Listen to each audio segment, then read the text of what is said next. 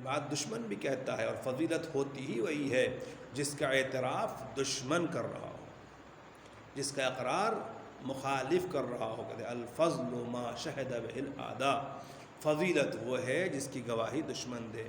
تو عزیزان گرامی، کہنے کا مقصد صرف اتنا تھا کہ نبی کریم نے ارشاد فرمایا کہ علی، اللہ نے مجھے نبوت کے لیے چنا اور تمہیں امامت کے لیے منتخب کیا. بات بالکل واضح ہو گئی. یہ دونوں منصب الہی ہیں، دونوں پر انتخاب بھی خدا ہی کرے گا. کسی اور کو اختیار نہیں ہے کہ وہ اس پر کسی کو چن کر کے، منتخب کر کے، اپنے مشورے سے، شورا سے، میٹنگ سے کسی کا جو ہے وہ سلیکشن کر لے، الیکشن کر لے. یہ کسی کو اختیار نہیں ہے، کیونکہ کسی کا ذاتی عہدہ نہیں ہے، یہ الہی عہدہ ہے. اور اس کے بعد نبی کریم ارشاد فرماتے ہیں من انکر امامتک فقد انکر نبوتی. عجب ہے، بڑا قیمتی فقرہ ہے، بہت بڑا جملہ ہے اپنے آپ میں. صاحبان فہم و نظر کے حوالے کر رہا ہوں. بہت بڑا جملہ نبی کریم کا، میرا اپنا نہیں، نبی کریم ارشاد فرما رہے ہیں. غور کیجئے گا نبی کیا کہہ گئے. حضور فرماتے ہیں یا علی من انکر امامتک فقد انکر نبوتی. یہ دونوں منصب اللہ کے چنے ہوئے ہیں، ہماری تمہاری نسبت بھی واضح ہو چکی ہے کہ نفسی.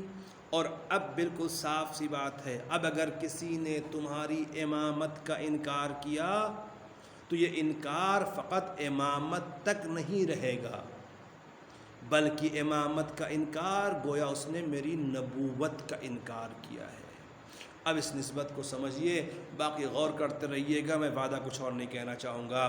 خطبہ شعبانیہ، نبی کریم کا ماہ شعبان کا خطبہ، آخری فقرہ اس خطبے میں نبی فرماتے ہیں یا علی من انکر امامتک فقد انکر نبوتی. وہ جس نے تمہاری امامت کا انکار کیا وہ اس نے میری نبوت کا انکار کر دیا. اب عالم اسلام سے پوچھنا چاہوں گا، اگر کوئی کلمہ گو جو کلمہ پڑھتا ہے اور اپنے آپ کو مسلمان کہتا ہے اور اپنے آپ کو اللہ والا کہتا ہے، اگر وہ نبوت پیغمبر اسلام کا انکار کر دے، اگر نبی رحمت کی نبوت کا انکار کر دے، منکر نبوت ہو جائے، تو کیا عالم اسلام اسے مسلمان قبول کرتا ہے؟ نبوت کا منکر، نبی کا انکار کرنے والا.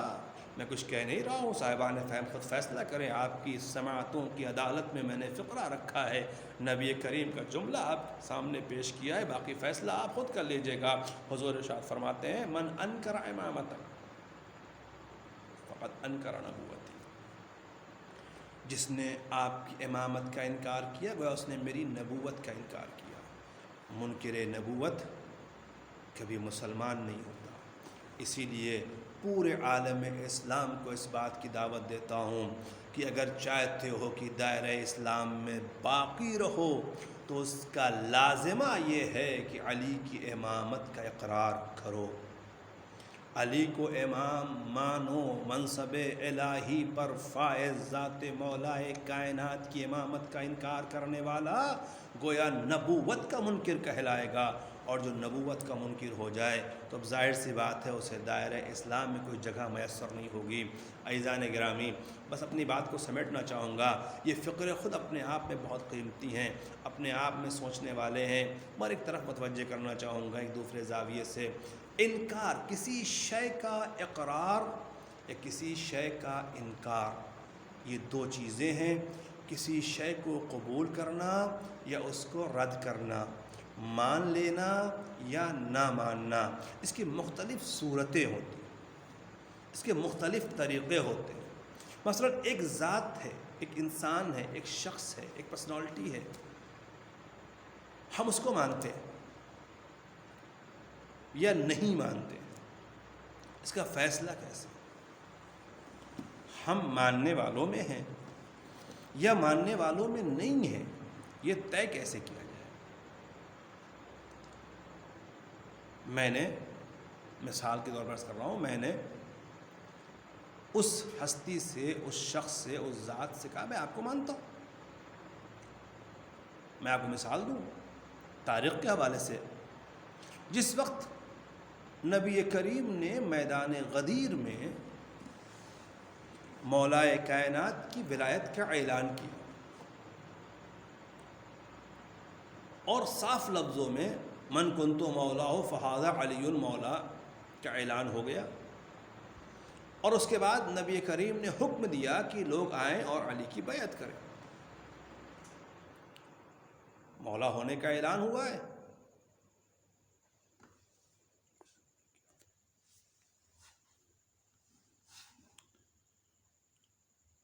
مولا کائنات کی ولایت کا اعلان ہوا اور بیعت کا حکم دیا گیا آپ بیعت کر لیجیے. اب بیعت کرنے والوں نے آگے بیعت بھی کر لی اور بلند آواز سے اس بات کا اعلان کر دیا یا علی آپ مولا ہو گئے ہمارے بھی اور مومنین کے بھی مومنات کے بھی. سوال یہ پیدا ہوتا ہے جن لوگوں نے آ کر کے بلند آواز سے مولا علی کی ولایت کا اعلان کرتے ہوئے بیعت کی، نام بہت بڑے بڑے ہیں آپ کو معلوم ہے، مجھے نام عرض کرنا مقصود نہیں ہے، صرف اتنا کہنا چاہوں گا کہ جن حضرات نے اس طرح سے بیعت کی اور آپ بآواز بلند مبارکباد دی بخن علی ابن ابی طالب اور مبارک ہو اور مبارکباد دینے کے بعد یہ کہنا کہ آپ مولا ہو گئے ہمارے بھی مولا ہو گئے مومنین کے مولا بھی ہو گئے مومنات کے مولا بھی ہو گئے، کیا ان لوگوں نے مولا مان لیا؟ یہ سوال اپنے آپ میں ہے. کہا ضرور کہا، سب کے سامنے کہا، تاریخ گواہ ہے، مبارکباد بھی پیش کی، مگر میں اہل ولا سے تمام صاحبان ایمان سے پوچھتا ہوں کیا ان لوگوں نے مولا مان لیا؟ کیا جو بڑے بڑے نام تاریخ میں لکھے ہیں جن لوگوں نے سر مبارکبادیں پیش کی تھیں، کیا یہ سب کے سب جو ہیں وہ امام کی اقرار کرنے والوں میں شمار کر لیے جائیں گے؟ وہیں بہت سے ایسے افراد بھی تھے ان کے نام تاریخ میں تو نہیں ملتے، مگر ہاں انہوں نے واقعاً مولا مانا ہے. میں آسان لفظوں میں کہہ دوں کہ اس میدان میں مجھے دو طرح کے افراد نظر آئے. کچھ وہ تھے جو زبان سے تو کہہ رہے تھے علی آپ مولا ہو گئے، میرے مولا ہو گئے، مومنین کے مولا ہو گئے، مومنات کے مولا ہو گئے، مگر یہ بات فقط زبان تک تھی. زندگی کے کسی موقع پر ان کے کسی عمل سے یہ نہیں ظاہر ہوا کہ انہوں نے علی کو مولا مانا ہے. صرف اتنا ہی سے نہیں ہے، وقت مشکل بھی مولا علی کو پکارتے تھے، مولا علی کی بارگاہ میں آتے تھے، بلکہ یہاں تک کہا اگر علی نہ ہوتے تو ہم ہلاک ہو چکے ہوتے. یہ باتیں بھی موجود ہیں. علمی مسئلہ ہو، سیاسی مسئلہ ہو، جہاں مشکل پڑی در علی پر آئے. تو کیا مشکلوں میں مولا علی کو یاد کرنا یہی کافی تھا؟ مولا ماننے کے حوالے سے مولا مان لیا انہوں نے. ظاہر سی بات ہے آپ اس بات کو قبول نہیں کریں گے کہ اتنی سی بات پر ہم کہتے ہیں ہاں صاحب انہوں نے مولا مان لیا. تاریخیں آپ کے سامنے میں زیادہ وضاحت نہیں کرنا چاہتا، مگر ہاں وہ افراد جن کے نام تو نہیں ہیں مگر انہوں نے اپنی زندگی کے ہر موقع پر حکم مولا کائنات کو مانا، مولا علی کے فرامین پہ عمل کیا، ان کی اطاعت میں اپنی جانیں تک قربان کی ہیں. یقیناً ولو ان کے نام تاریخ میں نہ لکھے گئے ہوں کہ انہوں نے کب کہا کیسے کہا، ان کے اقرار کا موقع اور کس لہب و لہجے میں انہوں نے کہا تھا وہ نہ بیان ہو، پھر بھی انہوں نے عملی طور پر یہ ثابت کر دیا کہ ہم علی کے ماننے والے ہیں، ہم نے علی کو اپنا امام تسلیم کیا ہے اور ہم نے علی کو اپنا آقا مانا ہے. آج بھی یہ سوال ہمارے سامنے ہے، ہم اقرار امامت مولا کائنات کرتے ہیں مگر کس طریقے سے؟ کیا فقط زبانی طور پر کہ علی ہمارے امام ہیں ہم آپ کو امام مانتے ہیں، یا عملی طور پر بھی ہے؟ معاف کیجیے گا ہم میں اکثریت کی حالت یہی ہے، کہنے کے لیے تو ہم امام مانتے ہیں، وقت مشکل پکارتے ہیں، ضرورت پر یاد بھی کرتے ہیں، مگر جب فرامین مولا کائنات پہ عمل کرنے کی بات آتی ہے، حکم مولا علی کو ماننے کی بات آتی ہے، تو پھر ہم ان کے حکم کو ماننے کے لیے آمادہ نہیں ہوتے، ان کے حکم پہ عمل کرنے کے لیے ہم تیار نہیں ہوتے. یہ تیار نہ ہونا اس بات کی علامت ہے کہ ہم زبان سے فقط مان رہے ہیں، ہم دل سے ماننے والوں میں نہیں ہیں. مجھے معاف کیجیے گا اگر ہم نے مولا کائنات کی ولایت کو اپنے دلوں میں نہیں اتارا تو یاد رکھیے پھر ہمارے کسی عمل میں کوئی بہتری نظر نہیں آئے گی، ہماری زندگی میں کوئی حسن دکھائی نہیں دیتا۔ اسی کی حیات حسین ہوگی جس کے دلوں میں ولایت اہل بیت کی نورانیت پائی جائے گی، اسی کی زندگی دونوں جہان میں کامیاب ہوگی جس کی حیات میں کل اس کی زندگی کے ہر موقع پر ولایت اہل بیت اس پر غالب ہوگی۔ فرمان مولا کائنات کے خاندان کے افراد، ان ائمہ کی حکومت غالب ہوگی جنہوں نے یقیناً ہمیں اس جہان سے لے کر کے اس جہان تک ہر موقع پر نجات دلانے کا وعدہ کیا ہے۔ عزیزو، یہ وہ ہستیاں ہیں کہ جو ان کے ہو جاتے ہیں انہیں کبھی چھوڑتے نہیں ہیں، انہیں کبھی فراموش نہیں کرتے ہیں، انہیں کبھی پریشان نہیں ہونے دیتے، بلکہ یوں کہہ دوں ان کے در پہ تو غیر بھی آ کر کے اپنی مرادیں لے جاتے ہیں۔ اسی لیے تو کائنات کا ذرہ ذرہ رو رہا تھا اس وقت جب کائنات کا امیر اس دنیا سے رخصت ہونے والا تھا، جب عالم نے کائنات کے امیر کو اذیت پہنچائی تھی۔ عزیزو، بس اپنی بات ختم کرنا چاہوں گا، یقیناً وہ پیکر کہ جو محبتیں نثار کر رہا تھا، جو شفقتیں اور عاطفیتیں غریبوں، محتاجوں، مسکینوں پر دکھا رہا تھا، جس کی محبت اور شفقت غیروں کے دلوں پر، ان کے دل و دماغ میں اس طرح سے گھر کر گئی تھی کہ غیر بھی ہر لمحہ اسی بات کا قصیدہ پڑھتے تھے کہ ہاں واقعاً کوئی غریبوں کی احوال پرسی کرنے والا ہے تو صرف اور صرف وہ ذات علی ہے۔ آج وہی شفیق و مہربان پیکر، وہی عظیم ہستی جس نے کبھی کسی کو اذیت نہیں پہنچائی، جس نے کبھی کسی کو پریشانی میں مبتلا نہیں کیا، بلکہ ہر پریشان کی پریشانیوں کو دور کرتے رہے، ہر غریب کی امداد کرتے رہے۔ عزیزو، وہ ذات جس نے حکومت میں رہتے ہوئے اس لیے سوکھی روٹیوں پر گزارا کیا کہ روز محشر حدود حکومت میں رہنے والا کوئی بندہ اللہ کی بارگاہ میں یہ نہ کہہ سکے کہ علی مجھ سے بہتر غذا کھاتے تھے، میں تو فقر فاقے کے عالم میں تھا۔ عزیزوں، میں یوں کہوں کہ میرا مولا حاکم وقت ہوتے ہوئے ایسی غذا کھا رہا تھا جو کسی فقیر کے حلق سے بھی نہ اتر رہی ہو۔ واقعات آپ کے سامنے ہیں، جب ایک سائل، ایک فقیر مسجد میں مولا علی کو وہ سوکھی روٹی کھاتے ہوئے دیکھتا ہے تو اس کا دل بھر آتا ہے۔ بہرحال وہ مولا کہنے پہ بیٹھ تو گیا، میں اس کے حلق سے اتر نہیں رہی تھی۔ امام نے بھی محسوس کر لیا کہ یہ سوکھی غذائیں کھانا اس کے بس کی بات نہیں ہے، اسے اپنے بیٹے کے دسترخوان پہ بھیج دیا اور ایک فقرہ کہنا چاہوں گا، یا مولایا، اے آقا، یقیناً یہ آپ کی شان تھی، یہ آپ کا طرز محبت تھا کہ ہماری حکومت میں رہنے والا کوئی بھی بھوکا نہ رہنے پائے، مگر اے آقا ماہ رمضان تھا، آپ روزے تھے، آپ محسوس کریں، چند فقرے سن لیجئے۔ میں نے پہلے ہی کہا یقیناً غم اور مصیبتوں کے دن ہے، جو شب ابھی گزری ہے وہ قیامت کی شب تھی۔ میرا مولا گزشتہ شب میں اپنی بیٹی کے یہاں مہمان تھا، بیٹی جناب کلثوم اپنے بابا کے لیے وقت افطار غذائیں لے کر کے آئیں۔ روایتیں یہی کہتی ہیں کہ روٹی تھی، نمک تھا اور ایک طرف دودھ رکھا ہوا تھا۔ بس اس کو دیکھ کر کے میرے مولا علی نے ایک مرتبہ اپنی بیٹی کے چہرے کو دیکھا، اے میری بیٹی، کیا کبھی اپنے بابا کو ایک وقت میں 2 غذا استعمال کرتے ہوئے دیکھا ہے؟ بیٹی نے محبت میں، باپ کی محبت ہے، بیٹی ہے، بیٹیاں باپ سے زیادہ محبت کرتی ہیں۔ بیٹی نے چاہا کہ وہ دودھ کا پیالہ رہ جائے اور نمک کو وہاں سے اٹھا لیا جائے، مگر میرے مولا نے دودھ کی طرف اشارہ کیا، اسے ہٹا لو۔ مجھے نہیں پتا میرے مولا کا مقصد کیا رہا، کیا اشارہ رہا، عجب نہیں، شاید میرا مولا اشاروں کے نایوں میں بتانا چاہتا ہو، بیٹی اس دودھ کو بچا کے رکھو، بعد میں کام آ سکتا ہے، علی کو بس نمک اور روٹی سے افطار کر لینے دو۔ اے عزیزو، میرے مولا نے افطار کی ہے اور پوری رات، وہ رات بھر عبادت کرنے والا میرا آقا پوری رات بندگی اور عبادت پروردگار میں رہا، مگر ہاں انداز بڑا بدلا سا تھا، کیفیتیں مختلف تھیں۔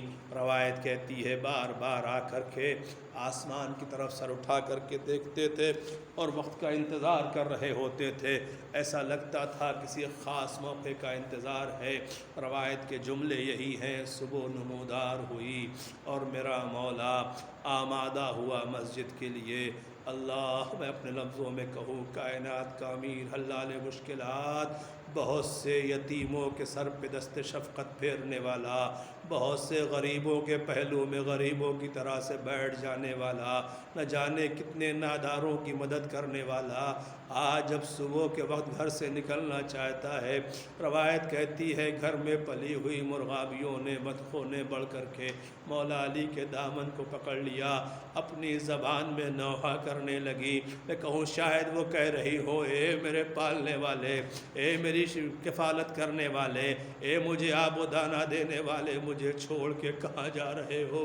یہ وقت سازگار نظر نہیں آتا، مجھے چھوڑ کے نہ جاؤ۔ روایت کہتی ہے کہ میرے مولا نے ایک مرتبہ بلایا ہے بیٹوں کو، کہا دیکھو اگر ان کے آب و دانے کا انتظام کر سکو تو انہیں اپنے پاس رکھنا، ورنہ آزاد کر دینا۔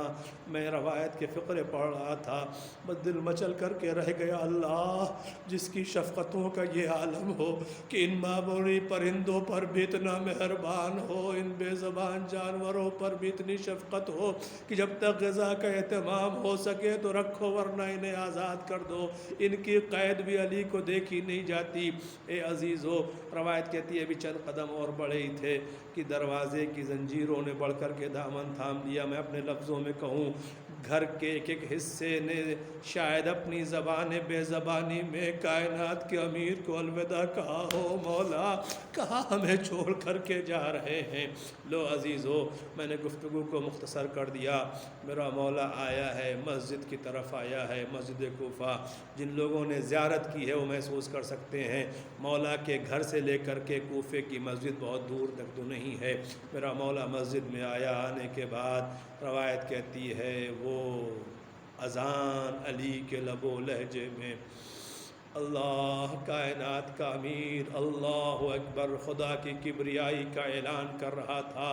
کیا کیفیت اور کیا منظر رہا ہوگا۔ 19ویں رمضان کی صبح تھی، صبح کی اذان علی کے دہنے اطہر سے تھی۔ اس وقت کائنات کا امیر اذان دے رہا تھا۔ میں اپنے لفظوں میں کہوں، 40 ہجری کی صبح کی اذان مسجد کوفہ میں علی دے رہے تھے۔ کائنات کے ذرے ذرے میں علی کے دہن سے نکلی ہوئی اللہ اکبر کی آواز گونج رہی تھی۔ مجھے کربلا یاد آ گئی۔ 61 ہجری کی صبح تھی، روز عاشور تھا۔ ایک اور علی تھا جو اپنے بابا کے فرمان پر اللہ اکبر کی صدا بلند کر رہا تھا اور کائنات کے ذرے ذرے اس آواز کو سن رہے تھے۔ اے عزیزو، مولا کائنات نے اذان دی۔ اذان دینے کے بعد روایت کہتی ہے کہ امام علی مصلی عبادت پہ آئے۔ مصلی عبادت پر میرا مولا پہنچا ہے۔ وہ سجدے میں سر رکھا۔ سجدے میں سر کا رکھنا، بعض کہتے ہیں نافلہ نماز کا سجدہ تھا، بعض کہتے ہیں واجب نماز کا اول سجدہ تھا۔